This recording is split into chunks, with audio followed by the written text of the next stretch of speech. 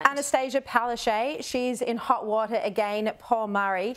She was busted, or her staff were, sending a generic response to a victim of crime who was seeking help. This is appalling. One of many problems with a government that has been in power for, what, 27 of the past 30 years is that you forget what it's like to not be in power. You forget what it's like to communicate with government rather than being the government that is communicating with the public.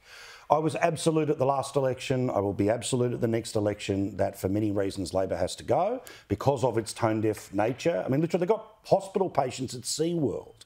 Like, but what happens is that the PR machine of Palaszczuk in particular has got so many people with connections back to the top of Mount Coot-tha in the newsrooms there that what should be the 6 p.m. lead is replaced by 1,000 extra kids will get one free swimming lesson. Newsrooms though. Well, that's the problem. That's my question. Like, I've worked, my background before real life was in a commercial TV newsroom, and but what's the more come to life if Chris Fully becomes premier? Like, granted, I'm old, right? No, but back in the day. Okay, but Gemma, I want to ask you about this AI story because you wrote a great column on the weekend about artificial intelligence. Look, Rishi Sunak held a conference a few days ago in the UK. He invited global tech chiefs to discuss artificial intelligence, and this claim emerged that there are concerns that artificial intelligence could lead to, people dying, like quite serious consequences if it's left unchecked. And I'm a full believer that it should be regulated in some way. I'm not pro-regulation in general terms, but this is such an unknown quantity that's changing quickly.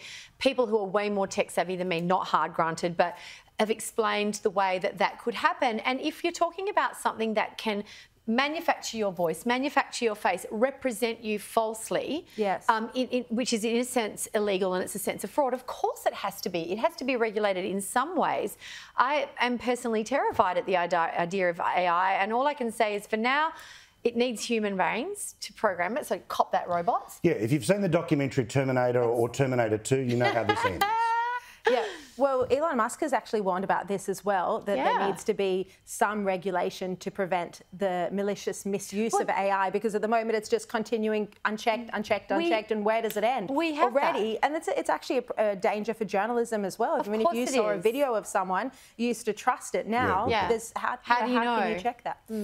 Now, let's look at this. Air New Zealand, this is news today, is planning to weigh its passengers as well as luggage before they board flights. They say this is part of a survey, but they're to reduce their passenger loyalty. I feel like that's very effective. Paul, I think this is outrageous because it doesn't matter how much you weigh. If you're a skinny person or a fat person or anything in between, no one wants to be weighed in public, and especially when you're wearing your shoes, you only want to be weighed first thing in the morning. First thing in the morning, completely naked. That's how I weigh myself. Sorry, everyone. What, that should be the airport now?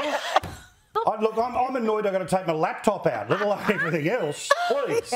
That's not the way I want to play the game. Though. Look, if they want to deal with, and look, as an official fat person here, I can speak amongst our own collective here. Sorry, plus size, tubby gents, husky, all those terms that are used, cuddly.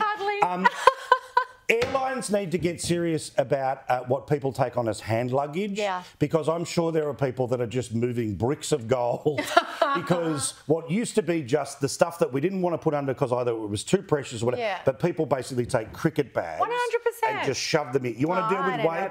Forget fat people. Have a look at... I don't know. When you've got children's toys and books and all that stuff you want to take on the plane with you, and suddenly they're going, oh, you're 1 kilo over and you've got to take something out. Take out the cookbook. What do you do? But seriously, how do you rock up to an airport? You're going to do it in front of everyone? Well, Paul Murray? I just assume people know from looking. What have you got on your show tonight that we need to tune in for? Believe it or not, I've actually done a little bit of research on top of all the politics today around the number of earthquakes we have in Australia, which may well surprise. And I actually even have a map about the most earthquake-prone parts of Australia. Ooh, looking forward to hearing that. After that devastating one in Melbourne. No, well, exactly. There was one in Melbourne last night. And I have to say, I watched your show, not the Succession final last night. God love you. I googled that. Still couldn't be bothered watching it. To watch Succession to catch up on one night. Paul Murray, Gemma Tognini, great to see you.